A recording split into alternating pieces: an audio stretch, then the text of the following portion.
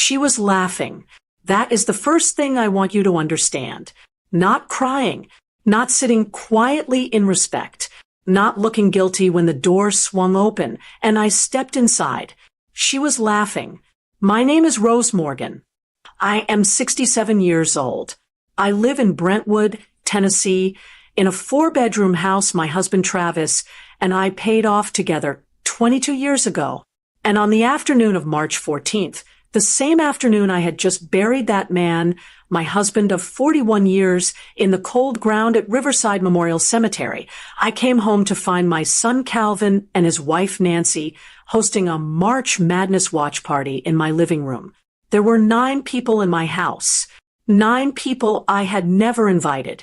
There were paper plates with chicken wings on my coffee table, on the same coffee table where Travis's family Bible has sat open for the past 3 decades. There was a folding card table set up next to the fireplace. There were beer bottles lined up along my good mahogany sideboard, the one Travis refinished with his own hands the summer Calvin was born. The television was loud, and Nancy was standing in the center of my living room, holding a plastic cup, surrounded by people I did not know, saying something that made them all laugh. I stood in the doorway in my black dress and my black coat, still wearing the corsage the funeral home had pinned on me that morning, still carrying the program from Travis's service, the one with his photograph on the front. And I listened to what she said, and my blood ran cold. But I am going to tell you about that in a moment, because first, I need you to understand what I had just come from. I need you to understand what I buried that morning. Not just a man, not just a husband. I buried 41 years of Tuesday nights watching the news together. I buried a man who drove me to every single one of my chemotherapy appointments 6 years ago and never complained once, not once, and always brought a thermos of sweet tea because he knew the waiting room was cold. I buried a man who cried at our son's Little League games because he was so proud, so impossibly proud of that boy who was now standing in my living room with a beer in his hand, watching basketball, while I walked through my front door alone after burying his father. I want to pause here for just a moment, because before I tell you what Nancy was saying, and I will tell you, I promise you, I will tell you every word, I need you to sit with this for a second. I had been at Riverside Memorial Cemetery since 8:30 that morning. The service started at 10. It was a small service. Travis had been private in his faith, private in his friendships, the way men of his generation sometimes are. There were 31 people there. His sister Edith, who drove up from Chattanooga the night before. His old business partner Raymond Cho. Some folks from our church. His doctor, a woman from the dry cleaner on 5th Avenue, who told me Travis had stopped in every single Monday morning for 20 years and always asked about her grandchildren. 31 people. My son Calvin was not one of them. His wife Nancy was not one of them. They had called me the night before Travis passed, 2 days ago, and Calvin had said, "Mom, the roads are bad and Nancy hasn't been feeling well and we'll come see you this weekend, okay? We'll come this weekend." And I had said okay, because that is what mothers do. We say okay. We cover for our children, even when they're doing something that breaks our hearts, because we cannot bear to believe they have become that person. The roads were fine on the morning of the funeral. I checked. I stood at that graveside with 31 people, and I held Edith's hand, and I watched them lower Travis into the ground. And the whole time, I kept thinking, Calvin will be here. He'll pull into the parking lot any minute. He got a late start. He's coming. He was not coming. He was at home, ordering chicken wings, setting up a card table, texting his friends about the game. I drove home alone. 45 minutes on the highway, still in my black dress, Travis's funeral program on the passenger seat. I pulled into my own driveway, and I saw 3 cars I did not recognize. I walked to my own front door, and I could hear the television before I even touched the handle.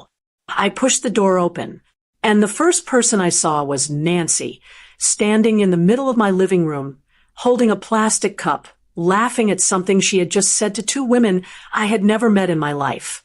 And then I heard what she was saying. She didn't see me yet. She was still talking, telling these women something. Her voice bright and easy, the way people sound when they have no idea they are being heard.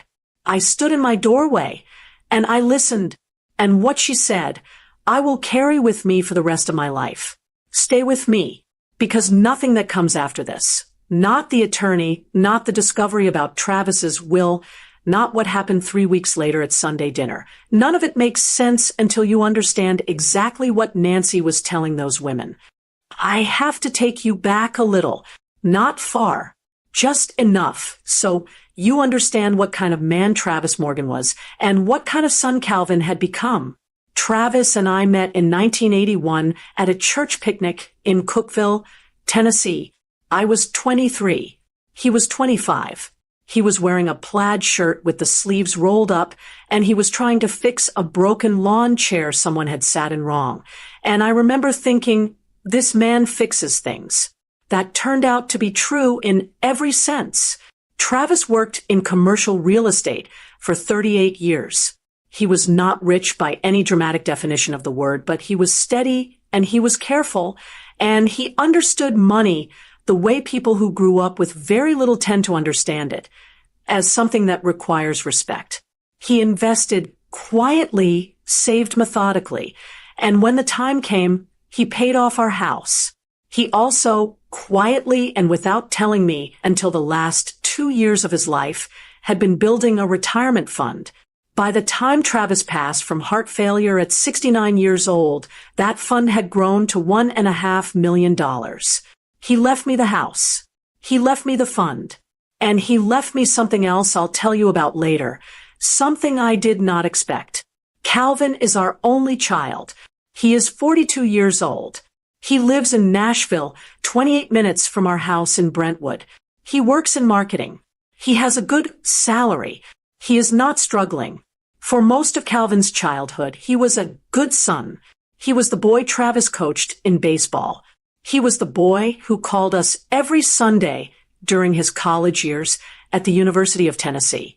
He was the boy who cried at our kitchen table when Travis was diagnosed with his first cardiac episode 12 years ago. But then he married Nancy. I want to be careful here, because I do not believe in blaming everything on a daughter-in-law. That is too simple and too unfair. Calvin is a grown man, and Calvin makes his own choices. But I will tell you this. The Calvin who existed before Nancy and the Calvin who exists now are not the same person in the ways that matter most. Nancy Whitfield Morgan is 38 years old. She is from a family in Franklin, Tennessee, with different values than the ones Travis and I raised Calvin on. Not worse values necessarily, just different. Nancy's family measures love through appearances. They measure respect through what people own. They measure worth through what things cost. She was never actively rude to Travis and me. That is important to say. There was no single dramatic incident, no screaming matches at Thanksgiving, no obvious confrontations. It was subtler than that. It was always subtler than that. It was Calvin canceling Sunday dinners with a text instead of a call. It was Nancy forgetting Travis's birthday 2 years in a row. Not forgetting, I don't believe she forgot, but not prioritizing, which is a different thing. It was the Christmas 3 years ago when Travis was in the hospital for 4 days for a procedure, and Calvin visited once briefly because Nancy had a holiday party she didn't want to miss. Travis never said a word about any of it to Calvin. That was Travis's way. He was not a man who asked people for things. He did not ask for gratitude or recognition or apologies. He simply loved Calvin with a kind of quiet, unconditional devotion that I think now Calvin took for granted in the way that people take for granted the things that never waver. When Travis got his final diagnosis, congestive heart failure, advanced, the doctor gave us a window. 6 months to a year. He said, depending on how Travis managed things. Travis managed things characteristically. He continued to get up every morning. He continued to watch his diet. He continued to drive Edith to her eye appointments when her son couldn't make it. He reorganized the garage. He wrote letters. He wrote letters. I did not know about those letters until after he was gone. In his last weeks, Travis was mostly homebound. Calvin came to visit 3 times in those final 2 months. 3 times in 2 months, 28 minutes away. He always had a reason. Work was busy. The weather was bad. They had plans. Travis never said anything to me about the absences. But 2 days before he passed, he took my hand and he said something I did not fully understand at the time. He said, "Rose, everything is taken care of. Trust Frank. Don't make any decisions fast. Promise me." I promised him. Frank Calloway was Travis's attorney. I had met him only once at a firm function years ago. I thought Travis meant the basic estate paperwork, the will, the deed, the financial accounts. That is what I thought he meant. I was wrong. Travis meant something much more specific, but I am getting ahead of myself. The day before the funeral, I called Calvin to confirm the time. 10 o'clock at Riverside Memorial. He said, Mom will be there. I called Nancy too, because sometimes messages pass better directly. She said, "Of course, Rose. We'll be there. We'll see you in the morning." I believed them. The next morning, I drove to Riverside Memorial alone. I stood at Travis's graveside for 90 minutes, and I watched them lower my husband into the ground, and I kept one eye on the parking lot. They did not come. When the service ended, Edith walked me to my car. She held both of my hands the way she always does. Edith is a small woman with an enormous grip, and she said, "Rose, do you want me to come back with you?" And I said no. I said, I just needed to be home. I needed to walk through the door and be in my own house with Travis's things around me. She let me go. I drove home alone. And now you know who I am. You know who Travis was. You know what that day cost me. So when I tell you what I walked into, when I tell you what Nancy was saying, laughing, in the middle of my living room, I need you to understand that I am not a dramatic woman. I am not someone who exaggerates. I am a 67-year-old woman who just buried her husband of 41 years and drove home alone and heard something that changed everything. Here is what she said. Nancy still hadn't seen me. She was facing away from the door toward the 2 women sitting on my sofa, the one Travis and I picked out together at the furniture store on Gallatin Road the year we refinished the den. She was leaning in a little the way people do when they're sharing something they want to make sure lands. And she said, "Honestly, the old man was holding Calvin back for years. He's gone now, and I told Calvin, this is our chance. Rose is going to need help managing everything. She's 67. She's grieving. She doesn't know what she has. We just have to be patient and do this the right way. And by this time next year, that house and that retirement account are as good as ours." Then she laughed. A light, easy laugh. A confident laugh. The kind of laugh that means you have already decided how the story ends. I stood in my doorway in my funeral clothes, and I did not move. The room was noisy. The television was loud. No one looked up. Calvin was somewhere behind me. I could hear him in the kitchen, talking to someone. Nancy's back was still to me. Those 2 women on my sofa were nodding. I want to tell you what I felt in that moment. I want to tell you, but there are not exactly the right words for it. It was not rage. Not yet. It was something colder and more clarifying than rage. It was the feeling of watching something snap into focus, like when you put on glasses you didn't know you needed, and suddenly everything that was blurry becomes precise and sharp. That house and that retirement account are as good as ours. That retirement account. I had not told Calvin and Nancy about the retirement fund. I had not told anyone. I had only learned the details myself. 3 days prior, when Travis's attorney Frank Calloway had called me while Travis was still in the hospital the morning before he passed, and walked me through the basics in a calm, careful voice. Frank had said, Rose, Travis has been planning this for a long time. The house is fully in your name, and there is a retirement trust, just over $1.5 million. It goes to you protected in a way I designed specifically so it cannot be contested. We'll talk more after, but I want you to know it's there and it's safe. I had thanked him. I had not thought much about it in the fog of the days that followed. I had been focused only on Travis, on the service, on getting through 1 hour at a time. But Nancy knew about it, or she knew about something, enough to be planning, enough to be describing it to guests in my living room on the afternoon of my husband's funeral. I stepped inside. I let the door close behind me, and the click of the latch finally made Nancy turn around. The transformation on her face was immediate and total. 1 second she was laughing and easy. The next second she was not guilty, exactly, more like recalibrating. Her expression went from open to managed in the time it takes to blink. Rose, she said. Her voice went warm and soft. We didn't hear you come in. I know you didn't, I said. Calvin came out of the kitchen, holding 2 bottles of water. He stopped when he saw me. Something crossed his face. Not guilt either, or not exactly. Something more like inconvenience. Like I had arrived at a time that wasn't ideal. Mommy, we were going to clean all this up before you got back. The game just ran over. I looked at him. I looked at the paper plates on Travis's coffee table.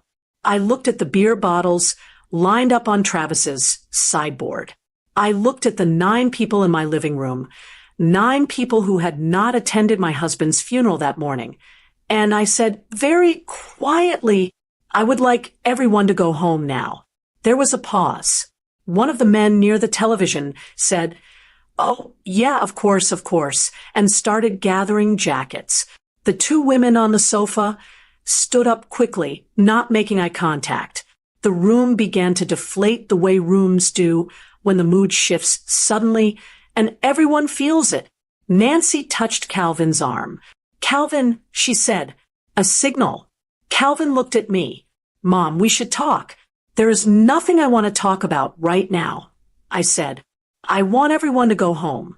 It took about 4 minutes for the room to empty. Bottles were quietly picked up. Someone folded the card table. No one said goodbye to me, which told me these were Nancy's people, not Calvin's people, because people who know you say something when they leave. When the house was quiet, just the 3 of us standing in my living room with the television still going, Calvin finally picked up the remote and turned it off. "Mom," he said again, "we're worried about you. That's why we're here. You shouldn't be alone right now." He said it like that was the reason. Like concern for me was why they had thrown a watch party in my house on the day of his father's funeral.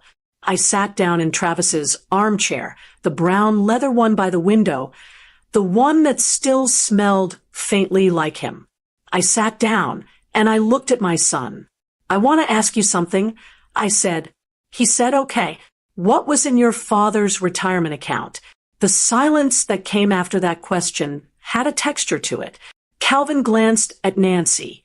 Nancy looked at the floor for exactly 1 second. 1 second is enough if you know what to look for, and then back at me. Mom, now isn't the time for financial talk. You just got home. You're exhausted. We can sit down together this week. Go through everything together. Figure out the best way to. "How did you know about the retirement account?" I said. She stopped. Travis mentioned it. Years ago. To Calvin. Travis never mentioned specific numbers to anyone. I know this because Travis was meticulous about financial privacy, and because Frank Calloway confirmed it to me later. Travis had never disclosed the fund value to our son. Not once. Nancy was guessing. She knew something existed. She did not know the exact amount, but she had been planning around it since before Travis was in the ground. I sat in Travis's armchair and I looked at my son who had not come to his father's funeral, who had filled my house with strangers while I buried the man who had coached his baseball games and driven through snowstorms to see him play, and wept at his college graduation from pure paternal pride. And I felt something I had not expected to feel. Not sadness. Resolve. I said, "I'm tired. I need to rest. Go home." And they went. I sat alone in Travis's chair for a long time after they left. And then I called Frank Calloway. Frank Calloway picked up on the second ring. It was 5:30 in the evening. Travis had been buried 9 hours ago. I was still in my funeral dress, sitting in Travis's chair with the program from his service in my lap. "Rose," he said, "I'd been expecting your call. Frank Calloway has been an estate attorney in Nashville for 31 years. Travis found him through a colleague back in 2009 when we first started the serious retirement planning, and they had developed one of those quiet, steady working relationships that men of Travis's generation form with the people they trust with important things. Frank knew Travis well. He spoke at the funeral briefly near the end. He talked about Travis's consistency, his integrity, his thoroughness. He had not been exaggerating. I told Frank what I had walked into. I told him what Nancy said. I told him about the party, the beer bottles, the card table by the fireplace. And then I told him exactly what she had said to those women on my sofa, word for word, as close as I could reproduce it. He listened without interrupting. When I finished, there was a pause. "Rose, I want to come in tomorrow morning, 9 o'clock. There are some things Travis asked me to show you, and I think today has made it clear that we should not wait." I was at his office at 8:45. Frank's office is on Church Street, 4th floor, overlooking the old part of downtown Nashville. It is a quiet office, dark wood, books, the kind of place that feels like decisions are made carefully. He sat across from me and opened a folder. The first thing he showed me was the will. Travis had updated it 14 months ago. The house, fully paid off, valued at approximately $410,000, was in my name alone. Had been for 2 years. The update to the will simply reaffirmed this and clarified the chain of ownership. Calvin was not on the deed. Nancy was not on the deed. It was mine, free and clear, with no mechanism by which it could be contested. Then Frank opened a second folder. The retirement trust, he said, is structured differently from a standard IRA or 401k. Most people, when they inherit retirement assets, receive them in a way that can be legally challenged, attached to debt, or leveraged in certain family legal actions. Travis did not want that for me. So 7 years ago, Travis worked with Frank to establish what is called a standalone retirement trust, a legal structure that holds the retirement funds separately from the estate, with specific provisions protecting the beneficiary. I am the sole beneficiary. The trust has been funded over many years. At the time of Travis's passing, the value was $1.5 million. Even if a court granted some other party power of attorney over my personal affairs, which would require me to be declared legally incompetent, the trust is insulated. It is governed by its own terms. Frank is the trustee, meaning he holds legal oversight. The funds cannot be accessed, redirected, or transferred without my consent and Frank's authorization together. It cannot be taken from me. I sat in Frank's quiet office, and I felt something I had not felt in 3 days. Safe. Not happy. Not unburdened, but safe. Travis came to me 7 years ago, and he was very specific. "Frank, my son is a good person, but he is not always strong. And some of the people around him worry me. Build something that Rose can lean on no matter what." And so we did. I thought I understood Travis.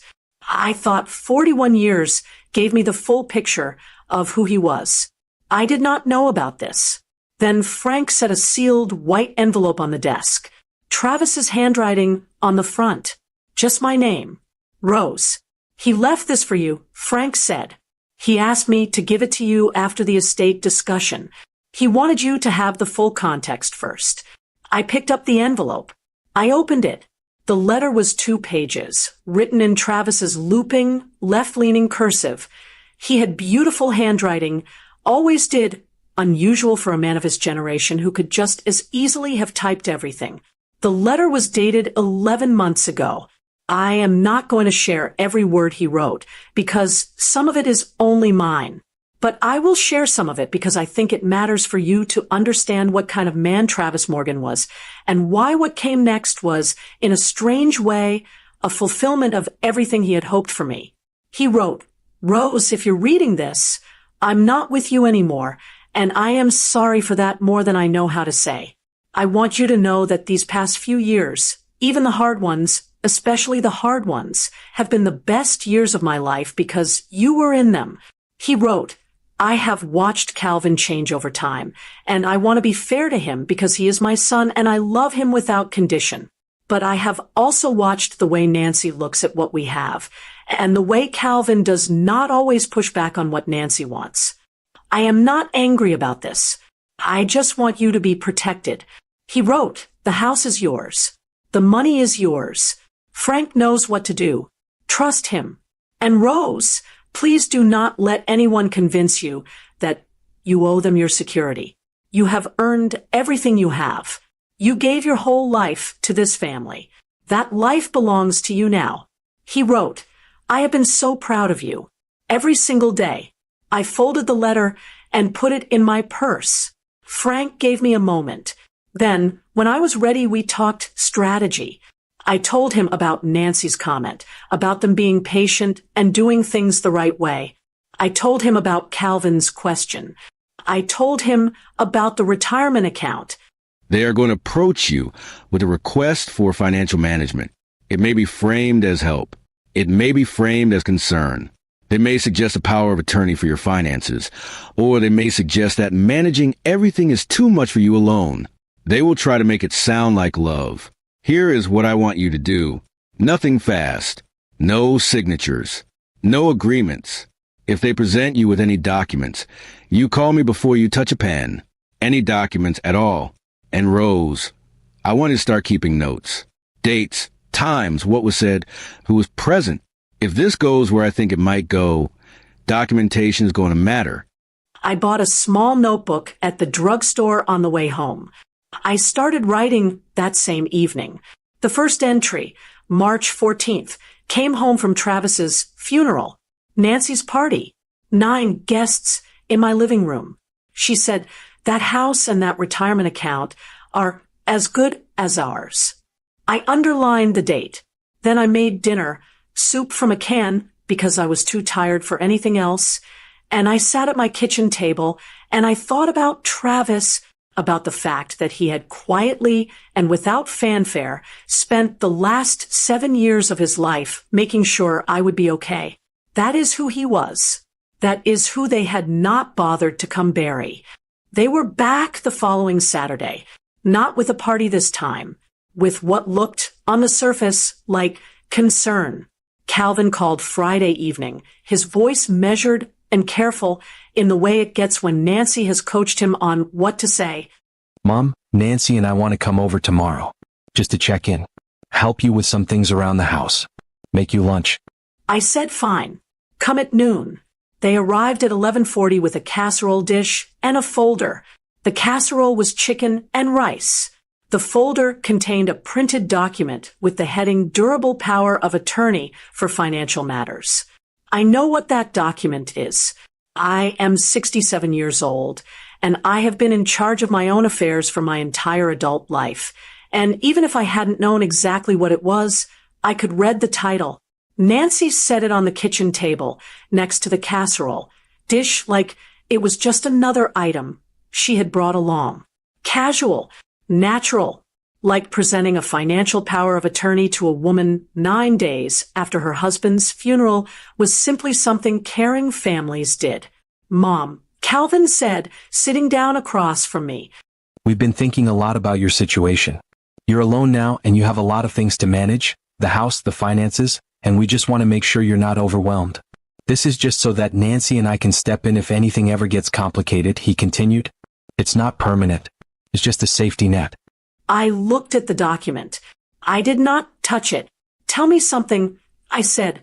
"When your father was sick, when he had his cardiac episodes, did you ever come to me and suggest I needed a safety net?" Calvin shifted in his chair. "That was different." "How was it different?" "Because Dad was here." "I see," I said. Nancy jumped in. Rose, we're not trying to upset you. We're trying to help. You've never had to manage money alone. Travis always handled the investment side of things. There's no shame in needing support. "There is no shame in not needing it either," I said. We went around like this for 45 minutes. Every time I said I was fine, Nancy reframed my being fine as denial. Every time I asked a direct question, Calvin deflected to vague language about family responsibility and making sure everything is handled properly. The word handled came up 6 times. I counted because I was already taking notes in my head, planning how I would write it up that evening. I did not sign anything. When they left, I called Frank. He said, "They'll be back. They'll escalate. Keep the notebook up to date." He was right. The following Tuesday, Calvin texted me a link to an article about financial elder abuse. An article, he said in the text, about how older women are often targeted by outside parties after losing a spouse, and how important it is to have trusted family members in financial oversight. He did not use the phrase outside parties by accident. He was talking about Frank. I forwarded the text to Frank immediately. He was not surprised. The week after that, Nancy called, not Calvin, Nancy, to ask if I had considered simplifying my financial life. She said she had a friend who was a financial planner who could help me understand what Travis had set up. She said it in a tone that suggested Travis's arrangements were probably too complicated for me to understand on my own. That was the word she used. Simplify. I said I would think about it. I was not going to think about it, but I had learned from watching Nancy over the years that the word no from me would accelerate whatever she was planning. So I said I would think about it, and I let her believe that I was, and I used that time to get ready. And then, on a Thursday evening in April, I received a text message that was not meant for me. It was from Calvin's number. It came in at 7:14 in the evening while I was eating dinner. It said, "She hasn't called Frank this week according to her phone records. I think she's starting to go along with it. Should we set up the meeting with the financial planner for next weekend? Nancy said if we can get her to sign the POA before she talks to Frank again, we're good." I read it twice. Then I read it a third time. According to her phone records. I want you to sit with that for a moment. My son had been monitoring my phone records, or his wife had been, or someone they had hired had been, to track whether I had been calling my attorney. They had sent this message to my number instead of, I assume, each other's or to Nancy's number directly. A mistake. A revealing, clarifying mistake. I set down my fork. I photographed the text with my camera, so I had an image of it on screen. Then I screenshotted it. Then I forwarded both to Frank. He called me back in 11 minutes. "Rose," he said, "this changes things." I asked him what he meant. "Monitoring your communications to time a legal maneuver is not what families in good faith do," he said. "Combined with the power of attorney attempt and the financial planner approach, this is a pattern. I want you to let me take point from here." I said, "What do I need to do?"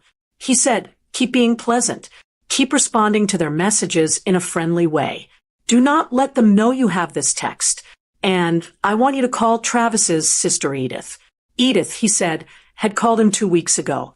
She had things to tell me. Things about Calvin and Nancy she had been reluctant to bring to me during the immediate grief, but which Frank believed were relevant to what was unfolding. I hung up and I dialed Edith's number. She answered immediately, as though she had been waiting. "Rose," she said, "I am so glad you called. I have been trying to figure out how to say this. And then she took a breath, and she told me what she knew. Edith Morgan is 63 years old. She is Travis's younger sister. She lives in Chattanooga, runs a small catering business, and is one of the sharpest, most grounded people I have ever known. She is also the only member of Travis's immediate family who ever told Calvin directly, to his face, that she thought he was making mistakes in his marriage. He had not spoken to her in 8 months before the funeral. When Edith called Frank, it was because she had overheard something at the repast, the small reception at my church after Travis's service. Edith had been there, of course. Calvin and Nancy had not attended the service, but they had shown up at the church reception about 20 minutes in, by which point the worst of my grief was already visible on my face, and half the congregation had gathered around me. Edith had positioned herself near the refreshment table, which put her close to the hallway where Calvin and Nancy were standing. She overheard Nancy say to Calvin, quietly, with the busy reception noise covering them, "She doesn't know yet what the phone number is. But Frank Calloway does. We need to get to her before she gets to Frank." That was 2 weeks before they showed up at my house with the power of attorney folder. "I didn't want to tell you right away," Edith said on the phone. "You were already carrying so much, but when Frank called me and described what had been happening, I realized I had a piece of it. I asked Edith to write it down, everything she had heard, with dates and as much context as she could remember, and send it to Frank directly. She did it that same evening. That gave Frank 3 things: my notebook of documented incidents, the accidental text message, and Edith's written account of the repast conversation. It also gave me something I had not expected. It gave me a witness, not just to what had happened, but to the timeline, to the fact that Calvin and Nancy had been planning their approach since before they ever walked through my door with that casserole dish. This was not improvised. This was not grief-adjacent confusion or thoughtless entitlement. This was deliberate. They had identified a goal, control of Travis's estate, and they had constructed a plan to reach it. And I had been the only one standing between them and that plan. Me and Frank. And now Edith. I want to be honest with you about what this period felt like because I think it matters. There is a particular kind of loneliness that comes from knowing something terrible about someone you love. Knowing that your son, your child, the child you raised, has looked at the death of his father and seen, first and most urgently, an opportunity. I did not want to know this. Part of me, even then, was still searching for the alternative explanation, the version where Calvin was confused or acting out of fear, or being led somewhere he hadn't fully agreed to go. But the text message was from Calvin's phone, not Nancy's. Calvin's. She hasn't called Frank this week, according to her phone records. That was Calvin. I stopped looking for the alternative explanation. I started, instead, planning for Sunday dinner. The dinner had been my idea, which was important. I called Calvin in the second week of April, and I said, "I want to have you both over for Sunday dinner. I've been thinking about our conversations, and I want to sit down properly, just the 3 of us." He was surprised, pleasantly it seemed. He said, "Of course." He said Nancy would love that. I called Frank that same evening. "I want to address this directly." I told him, "I want to sit across from them and say what needs to be said." Frank asked me if I was sure. I said I had never been more sure of anything. He said he trusted my judgment, and that he would be available by phone if I needed him during or after. He also said that Edith had offered to be nearby, not in the house, but close, in case I wanted someone after. I thanked him. Then I spent 2 weeks preparing. I reviewed my notebook. I reviewed the accidental text. I reviewed Edith's written statement. I went back through my memory of every conversation with Calvin and Nancy over the past 3 months, and I wrote down the specific language, the words they had used: simplify, overwhelmed, safety net, handled manage, because language is evidence of intent when you collect enough of it.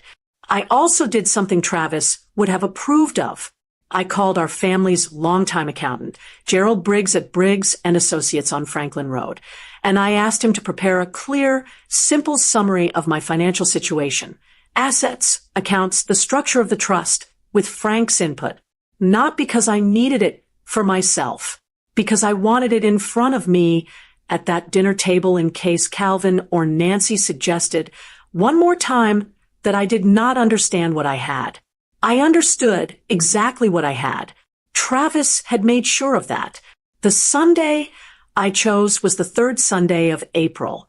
The tulips in my front yard were out. Travis had planted those 20 years ago, and the late afternoon light came through the dining room window, the way it always did, warm and long, the way Travis always said made the room look like a painting.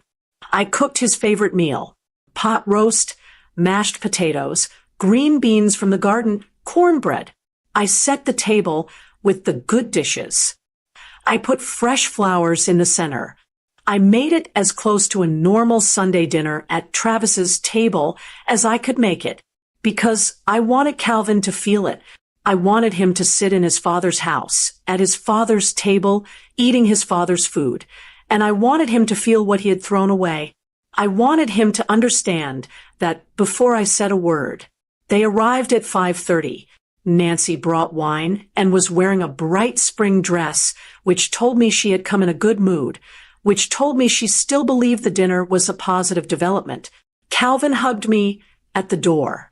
He smelled like Travis's old aftershave, the same brand, a coincidence probably, but it made my chest tighten just the same. I showed them to the table. I served the meal. For 30 minutes we talked about nothing that mattered. The weather, a home renovation, show Nancy was watching, Calvin's work project, and then I set down my fork and I looked at my son. Calvin, I said, I want to talk about your father's estate. He nodded. His expression went carefully neutral. Nancy's hand moved to the base of her wine glass. I want to start by telling you what I know, I said, and then I am going to show you some things. And I want you to listen without interrupting. Can you do that? Calvin said, yes. Your father left me the house, I said, free and clear. My name only. It has been only my name on the deed for 2 years. A slight shift in Calvin's posture. He also left me a retirement trust. I continued. $1.5 million held in an irrevocable structure that Frank Calloway manages as trustee. It cannot be transferred without my authorization and Frank's together. A power of attorney over my personal finances, even a court-granted one, does not give access to the trust. Frank designed it that way. The color changed in Nancy's face. Not dramatically, but I was watching closely. I know about the document you brought in March, I said. I know what it was designed to do. Mom, Calvin started. I held up my hand. I know about the conversation at the church reception after your father's funeral. I said it without drama, just as a fact. Edith heard what Nancy said to you in the hallway. She wrote it down. Nancy's jaw tightened. And I know about the text message. I opened my phone and I placed it on the table, screen up, face toward Calvin. His text. His words. 7:14 on a Thursday evening. She hasn't called Frank this week according to her phone records. Calvin looked at the screen. He looked for a long time. Nancy looked too. I watched her look. I watched her face do the same thing it did in the living room the day of the funeral, the rapid recalibrating, the searching for the angle, the assessment of how much damage had been done and whether it could be managed. The difference now was that I was not new to the situation anymore. I was not shocked and tired and still in my funeral dress. I had spent 2 months watching, documenting, preparing, and I was sitting at Travis's table in my own home, and I was not going to be managed. How? Calvin said, his voice low. How did you get that? You sent it to me by mistake, I said. The silence that followed had a quality to it I cannot quite describe. It was the silence of something being understood at a level beyond argument. He had sent it to my number. There was no version of this he could explain away. There was no reframing that made that text message not exist. Calvin, Nancy said, a warning in her voice. He ignored her. Mom, he said. He looked at me, and for the first time, and I cannot remember how long, I saw something real in my son's face. Not calculation, not the managed tone Nancy had coached into him. Something younger than that. Something I recognized from a long time ago. I don't know how to. Calvin, stop, Nancy said sharply. He stopped. I looked at Nancy. You told the guests in my living room on the afternoon of my husband's funeral that his estate was as good as yours, I said. I was standing in the doorway. I heard you. Her chin came up. I was speaking loosely. People say things. You said Calvin wanted to help me manage things. That I was 67. I was grieving. I didn't know what I had. That if you were patient and did it the right way, the house and the retirement account were as good as yours. That's not. I remember every word. Nancy. The room went quiet. The pot roast was cooling between us. The tulips from Travis's garden were in the center of the table. The late afternoon light was doing exactly what Travis said it always did, coming through the window long in gold, making the room look like a painting. I reached into the folder on the chair beside me, the one Gerald had prepared, and I set the financial summary on the table. This is what I have, I said. Frank prepared this for me. I understand every line of it. I have understood every line of it since the day Travis passed. I do not need simplifying. I do not need a safety net. I do not need anyone to manage anything on my behalf. I looked at Calvin. Your father was dying, I said, and in those last months, you came to see him 3 times.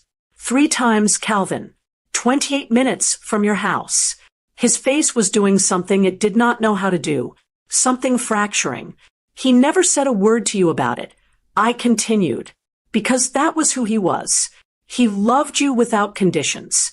He protected me without letting me know I needed it.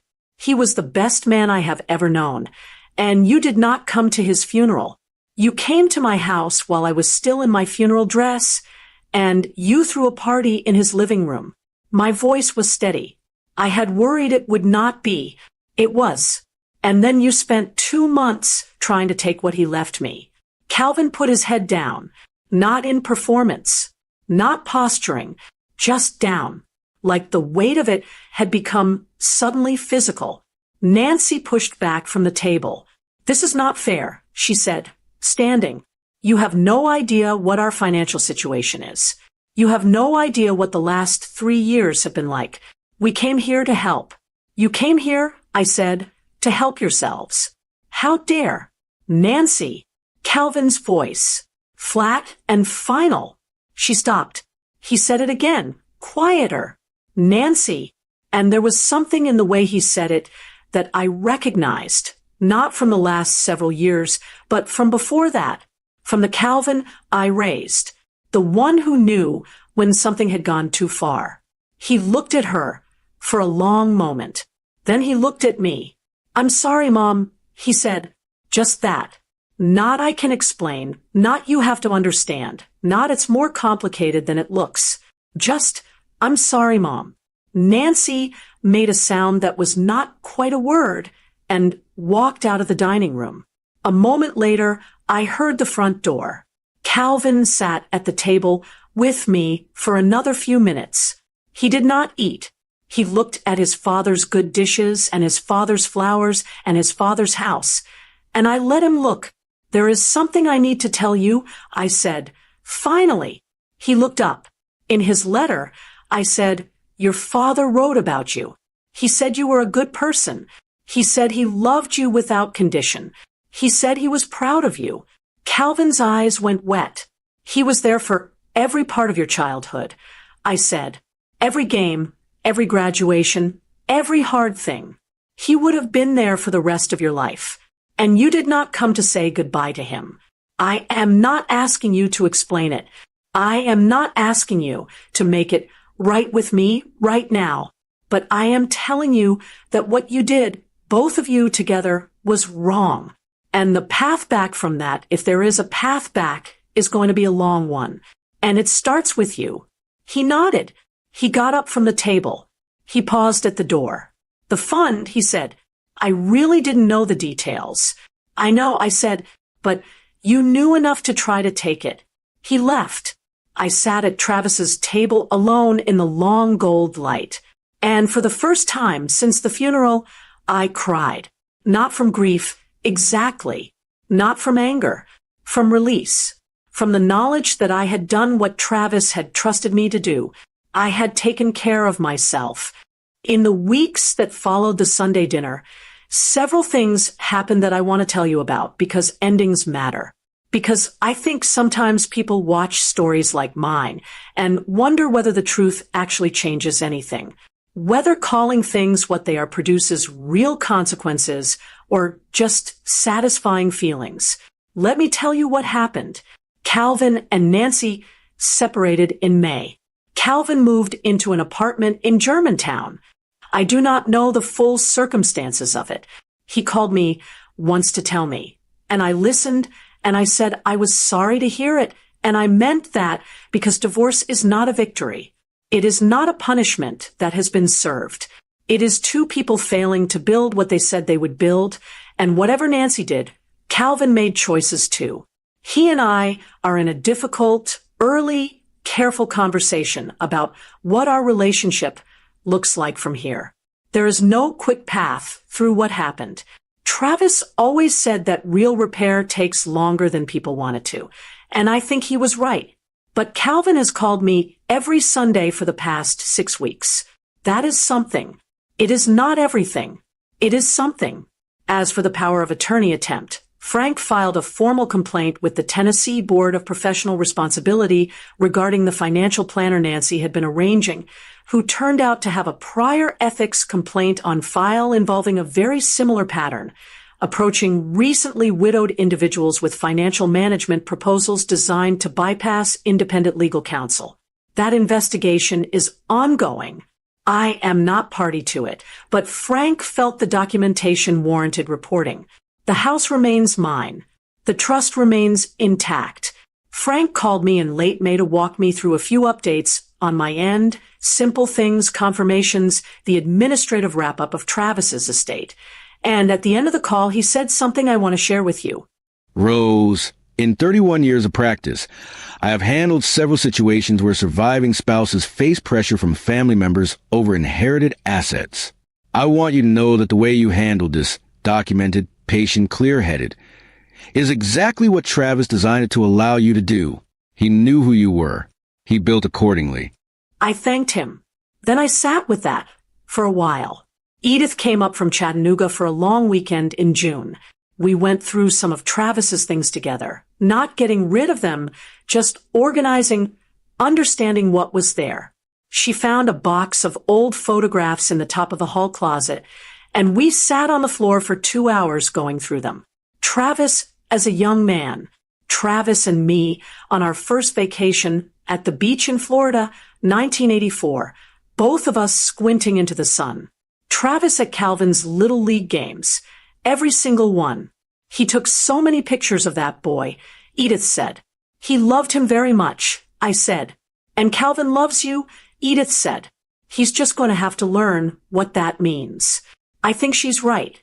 I want to tell you one more thing before I close.